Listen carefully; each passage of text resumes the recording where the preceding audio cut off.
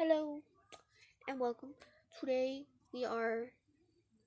I am designing mermaids based off of different fish.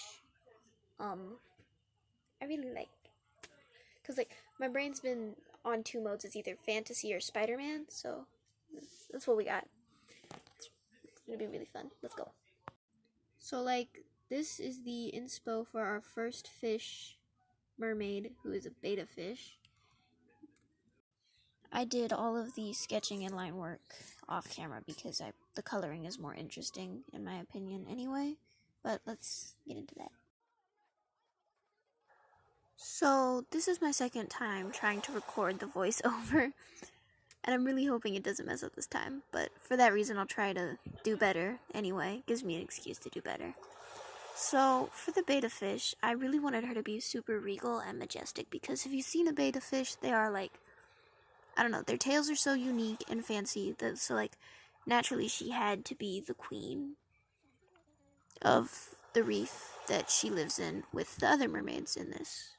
Because I've decided that these mermaids are all part of the same social circle, not necessarily the same class level though. You understand? Yeah. I do need to mention, because I might forget to mention it at the half a second where I actually color the bracelet, but the bracelet that she's wearing is meant to imply that she's married to a beta fish who has black scales. Because in my head and with my personal mermaid lore, when mermaids get married, they give each other their shiniest scale as wedding rings or something like that, similar. So that's what that is.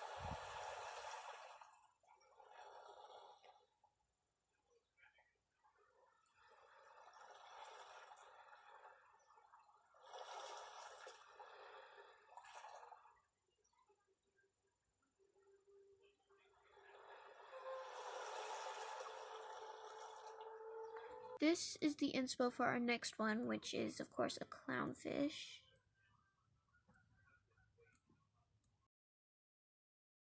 Okay, so the clownfish, that's in the name. You know, she had to be the court jester for the queen.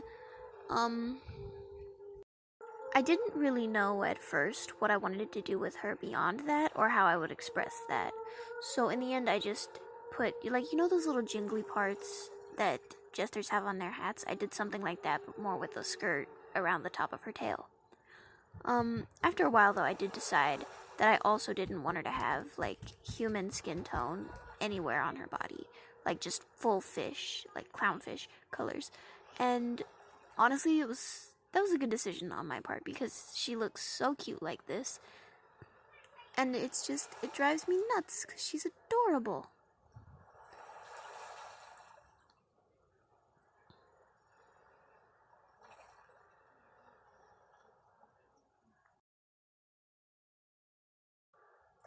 The pink color for her hair and her clothes comes from the fact that clownfish live in sea anemones. Moving on to our next character, she's a sea angel, and these are the sort of inspo pics we were going with. This one wound up being irrelevant in the end because I didn't go with that hairstyle, but that's the general overall vibe.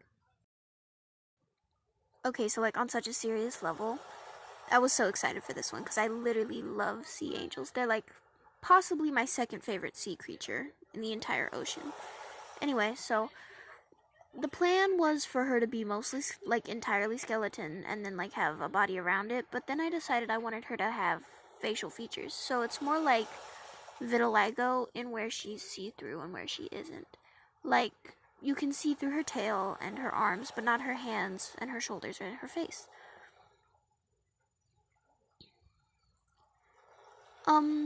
Also I decided that she was a child, which is evident by the fact that she doesn't wear pearls, and also, her appearance.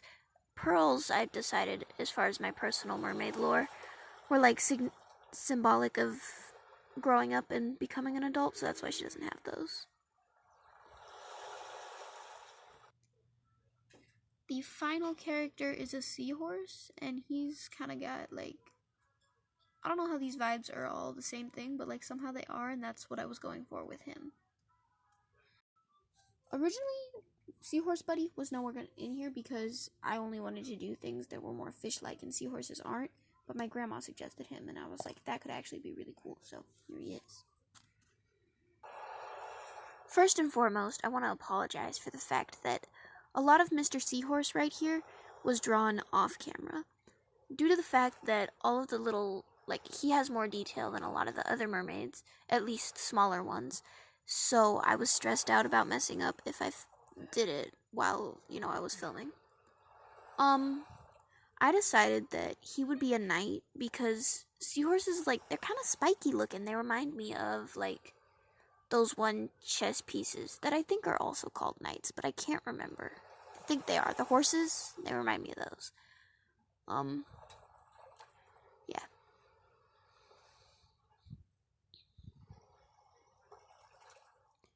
Like, you can really see the seahorse part in the tail, because it bends like a seahorse, and it's got all the ridges and things.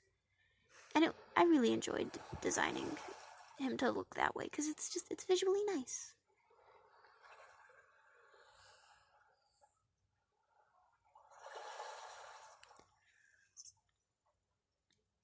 His armor serves no practical purpose. That's not protecting from a singular solitary thing. But it does look cool. Like, I think it looks really cool, so that's why it's there. It's purely aesthetic. He likes to be fancy.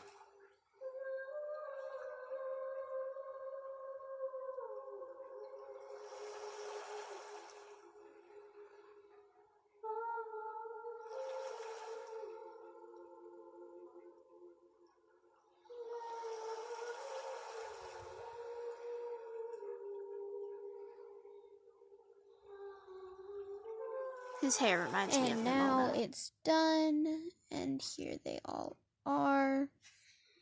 And honestly, I think they're all just so super cute. I think she might be my favorite, though. So that's everything. As always, thank you for watching, and I hope you enjoyed it. Have a great day, night, whatever.